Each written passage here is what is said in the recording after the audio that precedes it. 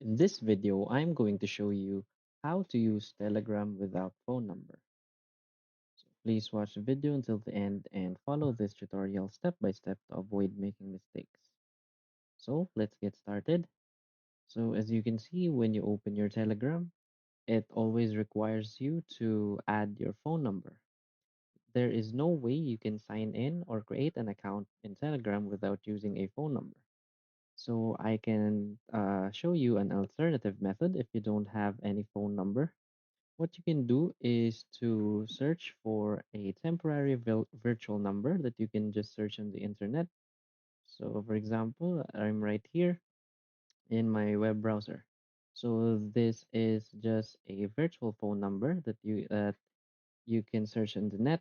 So you want to copy this number and go type it on your Telegram. You want to paste it, and now you want to go next.